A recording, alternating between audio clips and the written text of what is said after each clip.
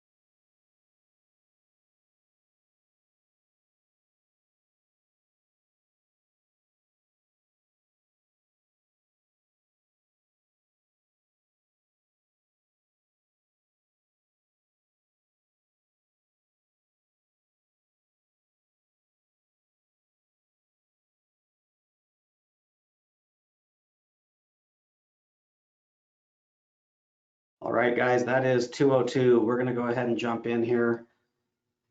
Give me 1 second. I'm going to turn my camera on. Josh, if you'll join me on camera as well. And I'm going to make a quick introduction and then basically turn this over to Josh. So by way of introduction, what we're doing with these webinars is there's just, utter chaos going on out there in the world.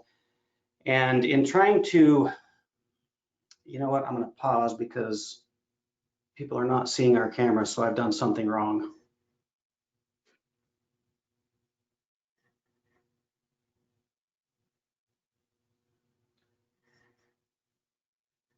Hold on 1 second. What are we doing wrong here? Webcam, stop sharing. You know what? Let me throw this into the chat. Do you guys, my audience view shows that you're just looking at the splash screen and you're not looking at cameras. Is that correct?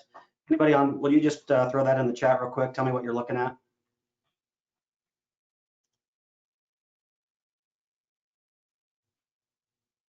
Okay, okay. So my audience view is wrong. I'm gonna just get rid of that then. So back to where I was. Just kind of looking around, wanting to be part of the solution rather than spreading more fear, doom, and gloom. So we look to the community, and we're finding some local experts who can share their knowledge, their skill set. While we maybe aren't business as usual, we can certainly look to how we can refine our skills or, come out of this thing better off than when we went into it. That's the hope. So while I'm introducing myself and Josh, if I could get everybody, you've already kind of popped in there that you see us, let me know how the audio is. Because everybody in the world is doing webinars right now, we have historically seen some audio problems. So if you just let us know that you can hear us as well as see us, that would be fantastic. So real quick, my name is Justin Shelley. I'm the CEO of Master Computing here in Denton, Texas. We do IT support, specifically cybersecurity work for the entire Dallas Metro. Been doing work in the area for a little over 10 years, and we have a pretty wide client base from healthcare to accountants, law firms, whatever, but we are strictly commercial. We don't do a lot of home repairs. But that's quickly, just like I said, quick introduction for myself. I don't want to spend a bunch of time on that. I'm going to pass this over to you, Josh. If you'll do a little bit more involved description of yourself, since you're the host, a little bit about your background, your expertise, and then just go ahead and jump right in and we'll get started here. Sure. Thank you, Justin. So my name is Josh Berthume, and I am the founder and CEO of Swash Labs. Swash Labs is a full-service creative advertising and communications shop located in Denton, Texas. We've been in business for about 10 years. I started in this business in 1998, which in internet terms is forever ago because it was before Google existed. And I have academic training in political science, rhetoric, semiotics, and behavioral economics. That training informs every bit of work we do at Swash Labs, we like to think of what we do as a true marriage of art and science. And I have spent a long time in my career, a big part of my career, working with campaigns and governments and companies in difficult times. I have some crisis communications experience, and the drive for the kind of advertising and communications that we do at Swash Labs has always been based around authenticity and candor, and going out of our way to try and help and grow and build and streamline a brand identity that is truly reflective of the people that work at that company, the people that founded the company, and the not just what they do in business, but the how and why of what they do in business as well. So when the pandemic started to present itself as something that was going to come here and was going to become a hugely disruptive event. Not even describing it as a generational event is accurate, because there's no one in any generation right now that has a reference point for how disruptive this has been in terms of public health, the global economy, um, politics, business, just whatever it is. It is a totally unusual and brand new sort of event. 10 years ago, when we started Swash Labs, the thing we were most concerned with was what was going to define the next 10 years in business and communications. And at that time, it was digital and social. It was the opportunity for small businesses to compete on an even footing with much bigger brands that had much bigger media budgets, because you didn't have to have a huge media buy and TV campaign in order to get in front of 1 million people in a way that would be meaningful. That was kind of how we charted our course and what we bet on in terms of the kind of business and service that we should provide. Could we bring a global agency experience in terms of creative and strategy and thinking to small businesses and nonprofits who otherwise had not had access to such an experience because they did not have money for the really big media buys. Now that that world had been flattened and that communicating to a ton of people by way of digital communication was going to be a lot simpler now, could we do that? The answer has been yes, largely over 10 years. And what we've learned is that brand communication in the modern era is more important than ever because of how people form opinions about brands, how people learn about brands, how people make the decision to try something, to give a new brand a shot. Largely, it is a social or communal dynamic in which it matters a lot to people if their friends have tried a thing and liked it. It matters a lot to people if their friends have had a good or a bad experience at a restaurant or with a product. And it matters a lot, and this is going to sound silly, but it is after a fact true. It is not that people have a personal relationship with, say, global brands like Nike or Coke or Volkswagen, but they have a personal connection to those brands. And being able to articulate the identity, the intent, the characteristics, and the values of a brand is more important now than ever, because it creates a space for people to be able to map themselves onto and to see themselves using a product, to seeing themselves being a part of a community that's engaged with a service, or identify themselves as someone who has made the decision to choose a product or a service or a brand that has an effect on their life. This in the past has led to candid communication. It has led to us digging into a brand sometimes in an uncomfortable way from the client standpoint to really get at the essence of why a company does what it does and who they are. And it has allowed us to develop and build real brand value for companies and brands that maybe just have a tiny service radius, but have a dedicated audience that is eager and ready to advocate for that brand to their community, even if that community is geographically relatively small. So all of this has a lot to do with the crisis communication that is springing up around the conditions we all find ourselves in, as business people around COVID-19, because almost everyone is going to have to make significant changes to their business. Almost everyone is going to have to make significant changes to their business model. Almost everyone is going to have to change something big about the way that they do business, interact with their communities, or put themselves out into the world and give people the opportunity to buy their product or engage with their service. A lot of companies are going to have to shut down for a while, and then hopefully we'll be able to come back. And the series of communications that we are providing at Swash Labs, and Justin, thanks for giving the opportunity to talk about this here, is built around one big idea, and that big idea is don't panic. The idea being that as a small business owner, as an entrepreneur, as somebody who runs their own boat, you already have all of the tools that you need in order to communicate effectively and powerfully in this time. And you already have everything you need in order to engage with an audience that's going to be eager and ready to support you. And we work through identifying those assets and taking advantage of them by way of talking through 4 steps to getting through this, so that as long as it takes, you've got a lighthouse in the distance that you're constantly trying to work towards. You've got a North Star that's guiding you.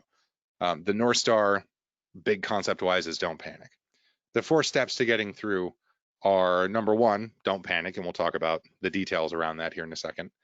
Step number 2 is to keep it candid and to be authentic and accessible, sometimes even vulnerable to your audience. We'll talk about what that means. Step number 3 is being safe, realistic, and bold, which seems contradictory, but I promise it's not.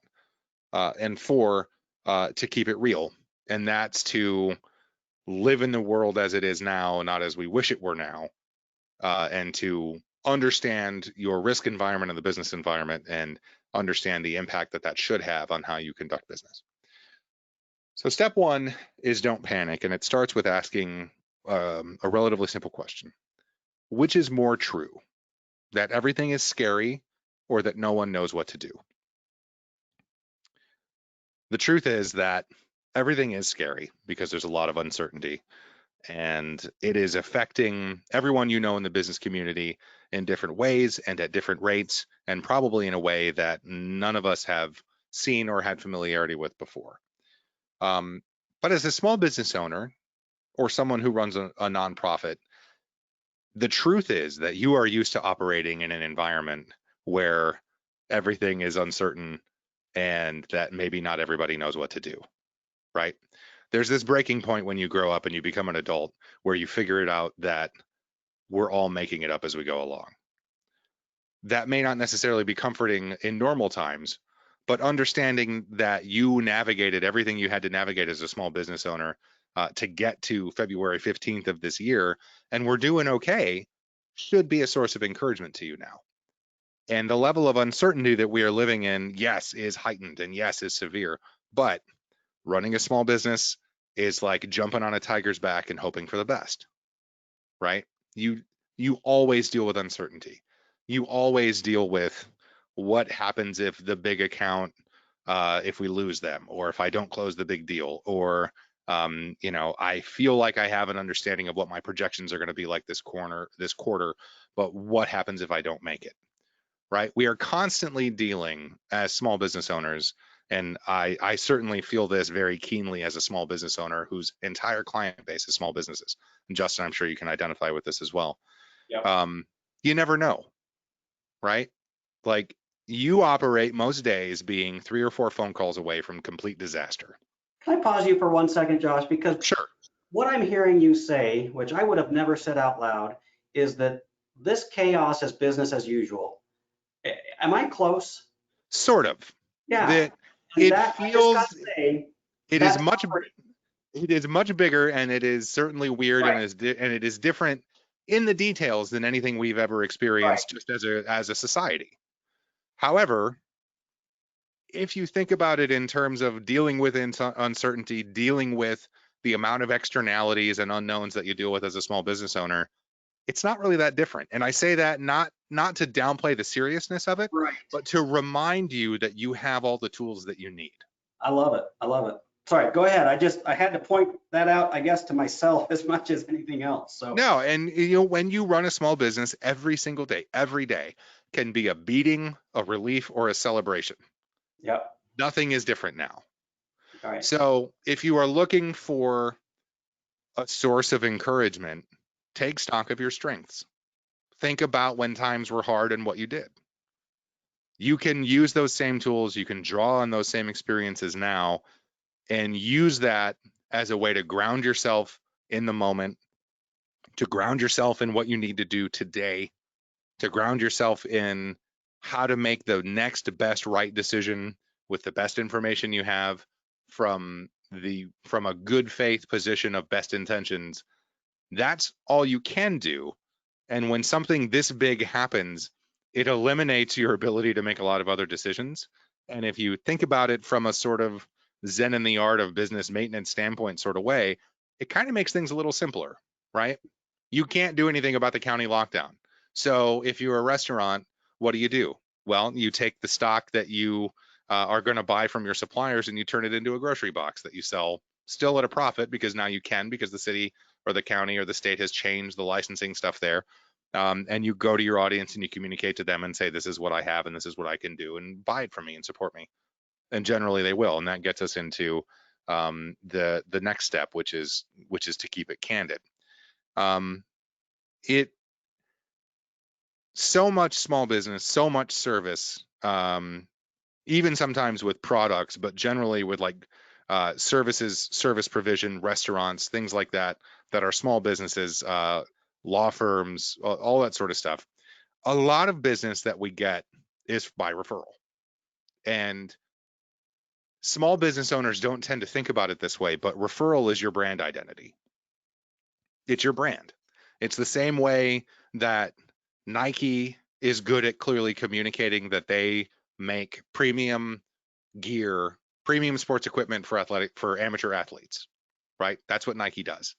Volkswagen makes premium German engineered cars that are affordable for middle class consumers, right? You know what they are, and their reputation and the quality of what it is that they make is baked into their brand ID. When you are a small business, when you're a local business, the reason that you get business by referral, that somebody says, oh, Justin's my guy and he's going to take care of you in terms of IT, call him, he's great. That's your brand ID. And that's just as good as the $1 billion a year that Coke or Geico spend on media, because that customer is right where they are, right? And it's right where you are and they can buy from you. So that has just as much value as anything else. The biggest asset you have as a small business in a trying time is, believe it or not, your good name, your reputation, your brand ID that people have in terms of an understanding of you. Your customers that know you, your employees that depend on you, and your reputation for being who you are is going to make a huge difference. And if you doubt that, I want you to think about what you have seen happening on social media in terms of small businesses since this pandemic began. At every opportunity, people are gassing up their friends and their the restaurants they love to go to and the bars that they like to go to. Some groups of bartenders and service industry professionals have started entirely other businesses to just go mow lawns while they're waiting to be able to reopen. A lot of restaurants have shifted to dine-in or delivery, or have shifted away from dine-in to delivery or pickup only. One of our clients is a comic book shop on the square in Denton. They've shifted their entire model to shipping and delivery. These are changes that have been radical, that in a lot of cases have required big, significant changes, that have required them to make painful decisions at the core of their business about, we can't keep all this staff on because our revenue has changed now and this is what we have to do. But at every turn, every time a business comes out and says, this is what we are doing differently because we have to, we depend on your support, please help us, I bet that in almost every case, what you're seeing is people supporting those businesses. People are ready and willing to patronize the new and different versions of these businesses that they loved before the pandemic, because they know that they want that business to exist after the pandemic. Now, if you as a business have only ever dealt with personal referral and you have not put any effort into developing your brand ID, you have a little bit more of a hill to climb right now. But it is not impossible to develop a social presence, to spend just a tiny little bit of money on Facebook, maybe $5 a day, to put your message out in front of people and let everybody know that these are the changes you've made to your business. This is your business as it existed before. This is how you are reaching out to the community.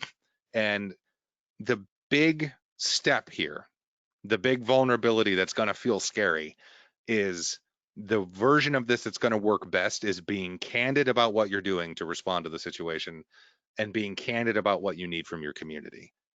That means displaying a little bit of vulnerability, because boy, as business owners, when things are tough or you're having a bad day or it seems like you're going to have a bad week, the last thing you want to do is say, oh, I need this guy to pay his bill, or I'm in real trouble at the end of the week, right? It just, the stink of weakness and desperation is just coming off you, and it's scary, and you don't want that. In this time, this is a flood that has damaged every boat and has flooded every house. There's no one that doesn't understand that this is hard. So if you have had to make hard choices, if you have had to make different decisions, if you have had to introduce new things about your business model, there is no downside to telling that story and being candid about it right now. Can I share something there, Josh? Sure. The other day, my wife texted me and said, hey, I saw this restaurant owner on Facebook basically pleading with people to come frequent his establishment so he didn't have to lay off his people. It was not a restaurant I had been to recently. Mm-hmm. And, we went, food was fantastic. And I've been back there once since then. And I've also introduced that restaurant to several of my coworkers. So, I mean, to your point, it's not a normal thing to do, to publicly let people know that you're struggling and what you need from them. But right now, I would say you've got to do what you've got to do. And maybe it's a different message in other times. But Well, right and now, there's a through line here, right? Like, when we work with our clients, we never are geared towards, hey, let's get you really good at Facebook, or let's make sure that you're really good at TikTok or Snapchat or whatever it is. What we're geared towards is, let's get you really good at telling your story, so that you are platform agnostic and that you understand how to talk about yourself, the language that you use, the personality, the voice, all that sort of stuff, which is always reflective of the people that actually make up the business. So it is not this big show that we have to put on. It's not artifice. It's sometimes at the beginning, it's uncomfortable for people to be that exposed in terms of who they really are, or sort of what their inner operating daily realities might be. But people respond to that. People respond to a knowable thing that they can see themselves in. And a good source of support right now is going to be other small business owners. And, anecdote is not data, but the experience that you just described is an experience that is happening dozens of times a day, all over the city of Denton, all over North Texas, all over this country. Right now, businesses need other help, right? And we are going through processes of, we need help from the government, we need help from the state, we're doing all sorts of things. But the process of, I have a thing that I do, it is what I am best at, and I want to keep doing it for you. Here is the version of that thing that I am doing now, and here's why. Hey, we are still doing pickup and delivery as a restaurant. I had to lay off a big chunk of my staff because we don't have nearly the volume that we did before. We set up a GoFundMe for them, right? You don't want to be the company that fires everybody in the wrong way, or is secretive and doesn't communicate about what you need and what's going on until one day you disappear from the face of the earth, right? This is an opportunity to communicate to and reach out to your community. And you might be in a position as a small business where you can still sort of operate fairly normally, where you can help other small businesses, so that you can reach out and say, hey, we're okay. Today we ordered in from this restaurant. I tag them on Facebook. It was great. I was happy to support them. I have seen more individual owner operators of small businesses talking to each other on Facebook, sort of out in public lately, to shine a light on what businesses need help and what businesses are doing well. Good guys are being rewarded right now. and no one is being punished for saying, hey, I need help. All of this to say, I want to create space for you to be able to tell whatever most true version of your story will be most helpful for you to tell right now. There's no downside to candor. Um, there is a little bit of a needle to thread here, in that you don't want to overcook it, right? You don't want to talk specifically about numbers or things like that. But I think that being candid about the situation you're in, being candid about what you need or what you can offer, there's absolutely no downside to that right now. That leads us into step 3. Threading that needle leads us into thinking about and talking about how you can, in this time, be safe, be realistic, and be bold. You have to make decisions about your business. Everyone is going to be shifting to caution. Everybody is figuring out, who they need to call, whether it's about rent or suppliers or whatever it is. Like, you've got to make a chain of very weird financial decisions about your business right now, especially if it's being directly affected and not just indirectly affected by the pandemic. That's okay. A lot of us are going through that. So first of all, you're not alone. Don't feel like you are. You have to do what's right and makes sense to you, which means you've got to make certain financial decisions. You've got to make personnel decisions. You've got to do all of that stuff in a way where you can chart a course reasonably for survival on the other end of this thing. My argument here is that it would be super easy to try and make those decisions while also turtling or hiding or not communicating out to the world about what's going on or what you need and what you need to do.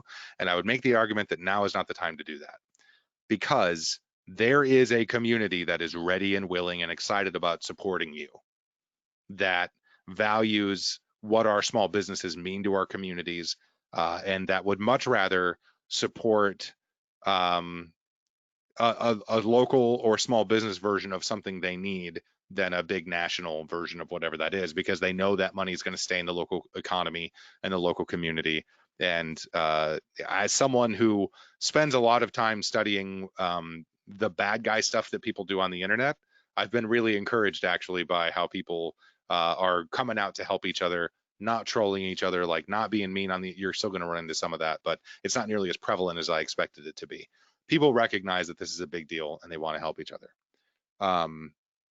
With that in mind, this isn't necessarily about paid media. This isn't necessarily about making big bet expenditures against an uncertain future.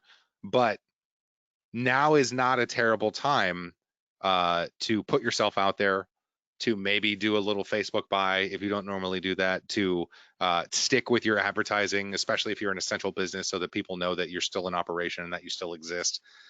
Because if you aren't appearing, especially in a high information volume time like this, like Benny Goodman used to say, if you're not appearing, you're disappearing. So you got to make decisions that make sense for you. You got to make decisions that are rational in terms of the resources you have and how you can use them. But now is not the time to entirely go dark on advertising. If you have an advertising campaign that you can run and that you can stomach and that you can budget for, and that is not endangering you, keep that up, because people want to know that you're out there. If you have to pivot away from that as you are telling the story about what you need, it might not be a terrible idea to take this as an opportunity to promote some of those posts in little bits. I'm almost never a proponent of using the boost button on Facebook because it is the hot dog of digital targeting. It's just lips and hooves. But in this time when things are hard, you could do worse than say, hey, in a 20-mile radius around Denton, show this to the friends of the fans of my page, and show this to fans of my page, and just let them know I'm here. And I'll spend $5 over 10 days, or $10 a day over 5 days, and just get a little bit of visibility on what it is I'm trying to do now, what change I'm trying to make right now. It's an opportunity to not just be bold in how you talk about yourself and be revelatory in talking about what you need and in the context of the environment that we're in, but it is an opportunity where people will remember the companies that tried to keep their staff on, that tried to stick it out, that were trying to stay in business. At the end of all of this, people are going to have A, entirely new relationships with brands and local businesses than they used to have, and B, the way that we all buy things and the way that we all consume things and the way that we all learn about brands and businesses is going to change drastically. And I'm not in the business of projecting myself into a future that is that uncertain, but I can tell you that this is a postmodernist style shift that's going to occur where the way people perceive of things is going to change. And the one thing that people will always respond to is candor and the truth and accessibility. So that's step 3: be safe, be realistic, and be bold. Step 4, and we're barreling in on a point here where we're going to be able to take some questions and talk about stuff. This is about step 4 is to keep it real. That means that you have to act in the world as it is today and not how it used to be or not how you wish it were. The worst thing that you could do as a business is to pretend that nothing has happened or to pretend that nothing is different. Now, if you are a gigantic national brand and your business is completely unaffected by what's happening, I suppose you might make the argument that your CEO doesn't need to send a COVID-19 email about how things are changing at, well, every business I can think of has been changed. I went through like a fast food restaurant and Pet Boys and like DSW, but they all, right, they all have storefronts. They all have things that are different. Insurance companies are going to talk to you about how things are different because of risks and all that sort of stuff. So everyone in the world is acknowledging this. As a local business, I have seen more so than with national brands, people that are just sort of, they're continuing to chug along and they're not acknowledging that anything is different at all. And I don't think that's the right move. A, because people may want to know how you have updated your service, what you're doing for your employees, what has changed with your business in light of the pandemic. You don't have to beat people over the head with it, but I think that ignoring it entirely is not the move. You don't want to act as if nothing has happened, but you don't have to let it rule you. People liked your brand, liked your company, liked your services before all of this. So it is not time to totally divorce yourself from your personality, from your voice. All of your posts don't have to be dour, like, here are the new numbers for today and we bleached everything last night, right? Like, you can talk about the things that are happening in your business that are not COVID-19 specific. I just think that it needs to make an appearance in your normal output in terms of how you're communicating about yourself out to the world. We're all going to make changes. Hopefully everybody is going to work together to, follow the instructions of public health officials and try to get us out of this thing, as soon as we can. But until we are, life has radically and fundamentally changed for the vast majority of us in this country. And especially as small business owners, it has certainly changed for us. So being realistic about what that means, about the environment you're operating in now, acknowledging that and having it be a part of your normal communications plan is the right thing to do. Moderation in all things, but you should take it seriously, but don't feel helpless. So our 4 steps: don't panic, keep it candid, be safe, be realistic, and be bold, and also keep it real. That is the baseline recommendations that we are making to all of our clients. And when we reach out to small businesses that need help and are just helping them right now, we are shaping campaign communications, outbound communications, crisis communications around those 4 ideals. Really at the root of it is you already know what to do, so take advantage of what you have and be candid about what's happening, what you're doing in response to that, and what it means for your business. If you follow those main guidelines, at least from a communication standpoint, you're going to be well equipped to work your way through what's happening right now. So that's the whole whole deck of things that I would talk about, and then I am certainly happy to take questions or investigate any of that further as you guys might want to. So Josh, while people are punching in questions, I'll share my personal experience here where you're talking about keep it real, I think is how you worded that. Don't operate in a world that we used to operate in as it was, or in how we wish it were. Right. And I can just tell you that's a struggle for me, when this thing first hit, I did go into denial mode. I did Yeah. want business as usual. And even if it wasn't because I didn't believe the news, it was because I didn't want to believe the news. Well, because it's huge, right? Yeah. It's such a gargantuan monolithic thing. It seems impossible. It seems like you're kind of walking through a bad dream, and it's relentless. Like it doesn't stop.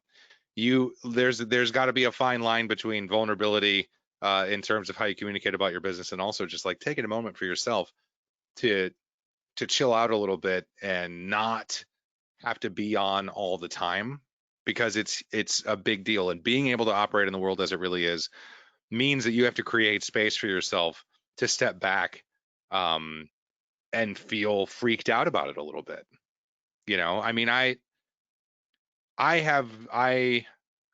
academically, I have studied a lot of weird things. The day job certainly is always digital advertising, and I'm, blessed in that that's usually the biggest. There's no such thing as an advertising emergency. But I have done some special academic work on really unsavory things that happen on the internet, and this whole sort of just situation has freaked me out more than anything maybe I've ever seen. I was just in my hallway, and I just sort of stood in my hallway for what had to be 15 or 20 minutes the other night, just kind of staring off into space, because it's exhausting, right? That is going to make you want to not acknowledge and not accept what's happening. Right. So you've got to make space for yourself. If you've just moved your whole team to remote, and you're trying to work through that, no one is going to be as productive as they were when they were all in the office, just because they're from home, because there's weird stuff happening in the world, and also their situation has radically changed as well. You got to make space for yourself. You got to make space for your employees, and the benefit of making that space for yourself to feel and actually live in this moment and understand this moment for what it is that your ability to communicate about what your business is doing and what you need as a business will be improved by giving So yourself the space to live in that world. on that note, there's a question here, and I'm going to kind of rephrase it a little bit, but in trying to keep the message real, to keep our perspective real, you mentioned throwing some stuff on social media just to be present.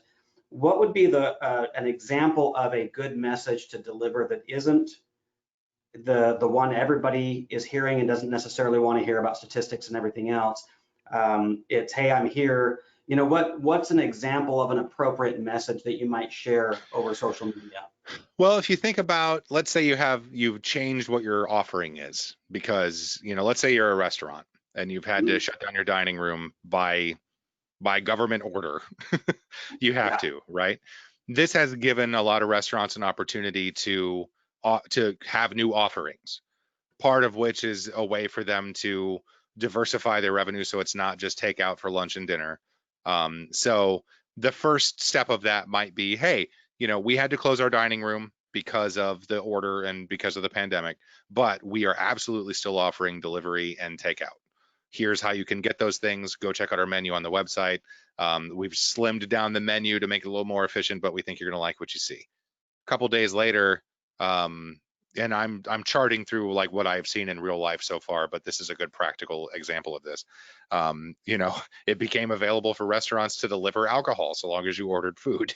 So they could Right. come out and say, hey, we have a new offering. You can get a gallon of margaritas from us for $60 or whatever it is. As long as you buy some French fries. As long as you buy some French fries, and we are happy to bring it to you, right? That's good Right. news for a lot of people that are going to be possible consumers.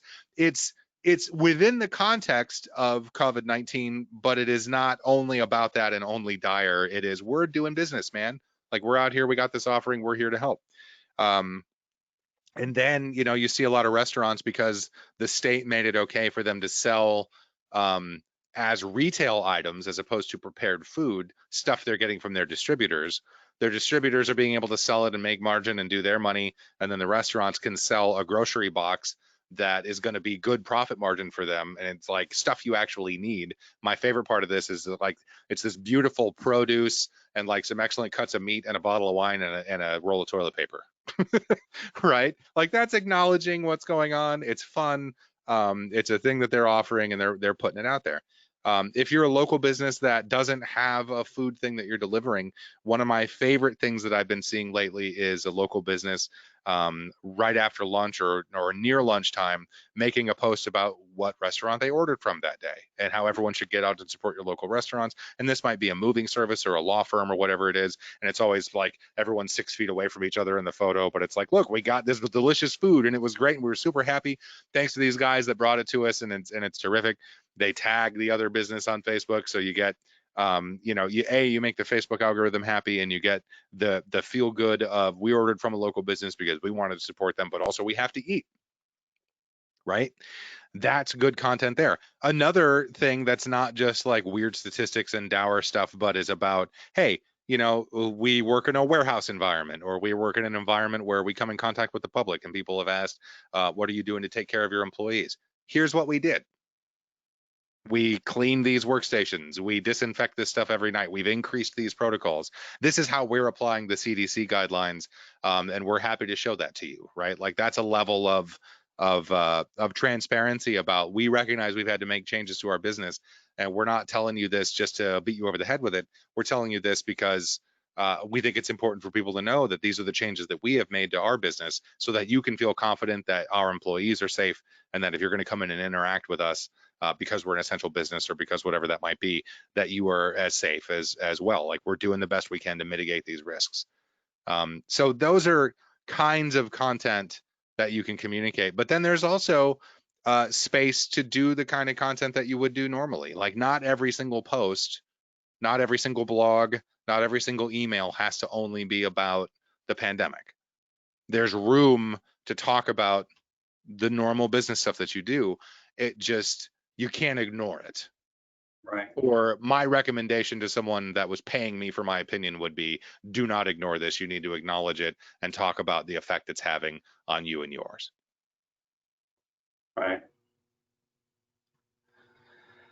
Okay, so I kind of combined two questions into one on that last one. While we've got a few minutes, anybody on the webinar that, if you have, I'm just curious here, and Josh, I'm kind of taking over if you don't mind, but No, please, only please. because I'm curious how those on here have done this. What message have you shared if you've done that? If you haven't, let me know that too. I'm just kind of curious, trying to take a pulse on how people are dealing with this and how far along we've already made it down this path that you're talking about of not panicking. Or, if you need help crafting your own message, you can throw that in there as well, either through the chat or the Q&A section. So while they're doing that, I can tell you that these webinars we're doing, I've been talking about, hoping, and dreaming about putting on a series of webinars for years. And honestly, this turned out to be kind of a catalyst for me to say, okay, listen, it's time. Or you're saying you can't just go away, you can't just not have a message. This has been one of my personal attempts to, I don't know if stay relevant is even the right word. It's honestly been selfish on my part. It's a way to just get out and meet with people, to bring community leaders like yourself in and give you voice, give the community a voice, or just a way of coming together and supporting each other. But it's been something I've wanted to do for a long time anyways, but for whatever reason just haven't. Well, I'll tell you, we started a podcast as sort of the part of the genesis of this idea of the frame of don't panic. And while there's certainly visibility elements to that, and wanting to let people know that there's some information out here and that there's an opportunity for people to learn something, or to feel to get hopefully something useful out of it that they can. I will admit that there is a selfish element to it for me as well, and just for some reason it makes me feel a little less lonely. Right. Yeah. Right, because you as a small business owner can feel like you are on an island all the time. And now, particularly for a number of reasons, this can exacerbate or amplify that feeling. So the thought that I can tell a little story, or I can offer some advice, or We talked to a small business owner the other day and just said, how are you doing? How have you changed your business? You know, like, what do you think the future is going to hold?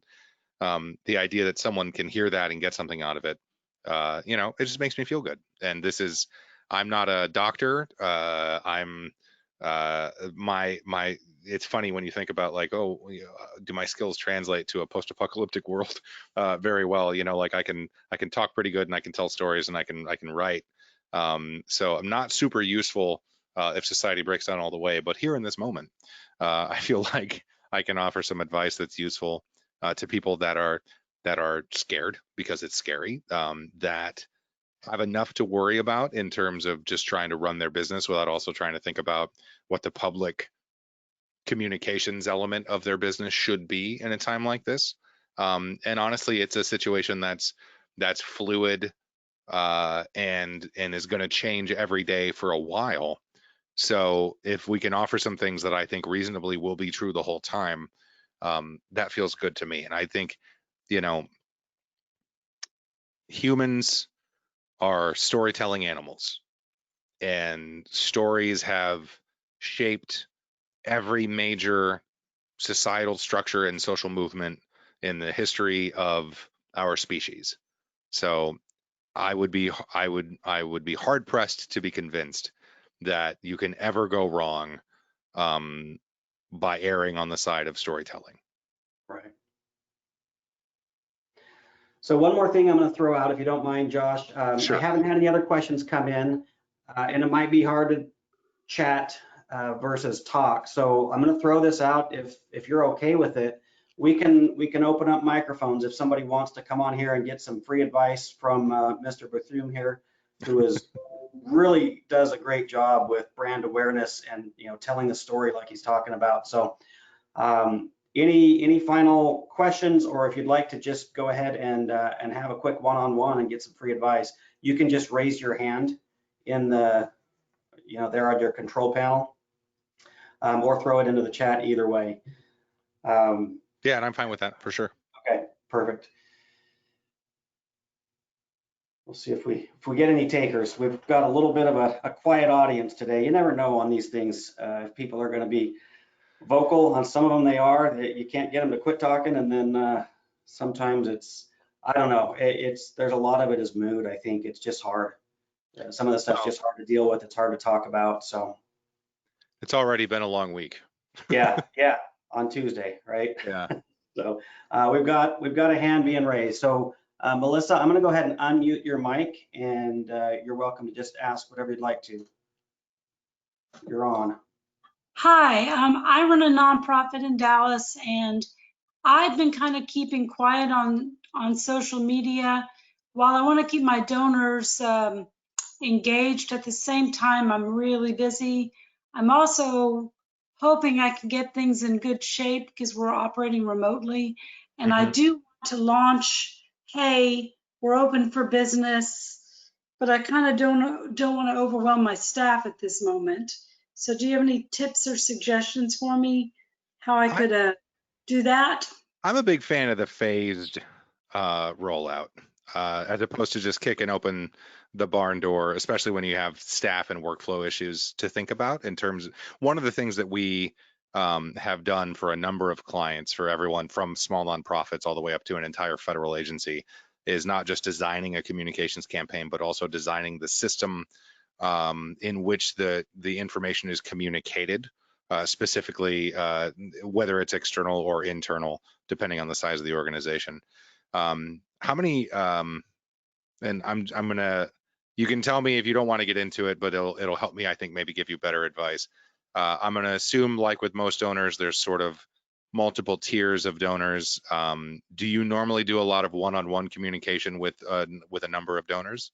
That is one thing I've been having my development person do.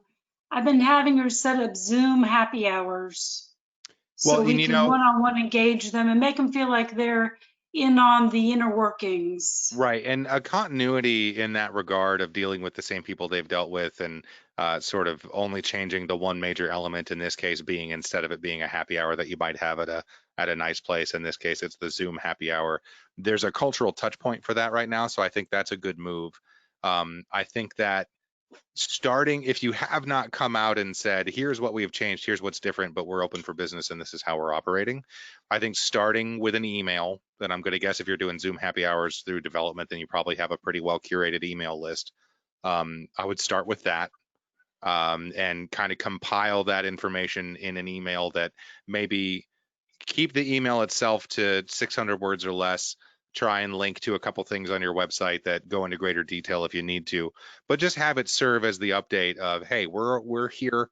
This is the changes we've made to how we are operating. Here is what has not changed about how we are operating. Here are updates to plans that we might have had for events or drives or whatever. If you need more information, you can talk to you or the development person. Maybe here's a link to a blog post that goes into greater detail about one thing or another. Try and keep that fairly simple.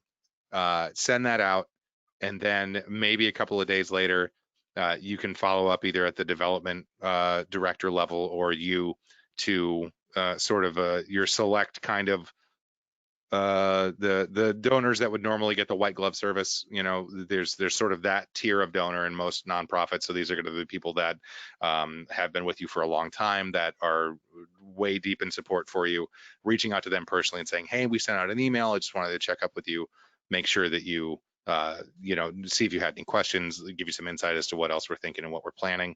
The whole goal here, especially in terms of a nonprofit, is to communicate candidly about what continuity is in place and how things are continuing to operate in a way that they would normally expect them to. But then to also be clear about what has changed, and if you have special needs because of this, how they might be able to help you. And the relationship that nonprofits, in my experience, have with donors is not one where it would be weird at all to say, hey, we need this for this cause that you have decided to support along with us, right? So being clear about what you need, I don't think there's any downside to that. And if you do it in a phased way where you've got your email, you send out some calls, maybe you do a couple of social media posts over a period of like 2 weeks, then you prevent there from being what necessarily might feel like a huge influx of activity or stuff that's going to require a high labor lift on your end. And it allows you to take advantage of channels that you've already got established without having to worry about, oh, like, gosh, I got to make a new video or do a new direct mail piece or something like that. Lean on the switches and levers that you can throw and pull that exist already, and communicate the change first. And then based on the feedback that you get both from your staff and from your donors, use that to make decisions about what you do next. Just try to do it in an orderly and sort of phased rollout. Does that make sense? Yes, had to get off mute. Sorry. Yes, that makes perfect sense. It's a good idea. Yeah, I've been so busy just getting everything working. Yeah, And and maybe I could give a nod to that in my email. I think you should. I think being clear about, hey, we just had to make a major change in how we operate and that we've moved everyone remote. But that's an achievement. It's not a challenge, right? Like Yeah, I that was is thinking about a subject line like we're still, or we're operating without missing a beat, almost.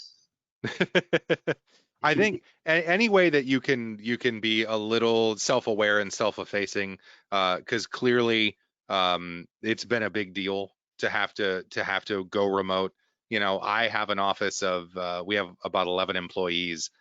2 of them are in Austin and Chicago, respectively.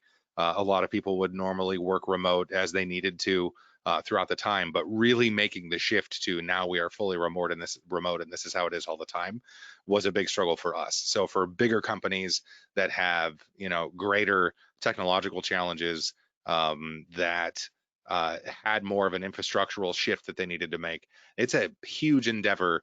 And especially the pressure is on everyone to keep operating and to just make sure everybody feels like we're still in there and we're doing okay. So it is perfectly fine, I think, to be honest about that was a big undertaking. But you should also celebrate yourself a little bit and feel good about the fact that you've accomplished that and now you're doing it. Thank you. You're very welcome. All right, everybody, we've got 5 more minutes. Again, you can throw it into the questions module, the chat line, or you can simply raise your hand if you'd like to ask Josh a question on your brand, your story, how to message right now, how to market. We've got about 5 more minutes, so we'll give it a little bit of time to see if anybody has more questions, and then if not, we'll go ahead and wrap up. Yeah, and I do have a hard out at 3 o'clock, so Okay. I'm happy to be here until then. Well, let's go ahead and just call it then, Josh. I don't see anybody else throwing questions out there. So Okay. I cannot thank you enough for joining me today. Thank everybody for being here. I know that, we've all got stuff going on, and so I just love the community. I love being able to interface with you, with other business leaders, with everybody that came here on the chat. So really appreciate everybody's time for being here. Thank you very much. Yeah, thanks, Justin, for having me on, and thanks everybody for listening. I appreciate it. All right, take care, everybody.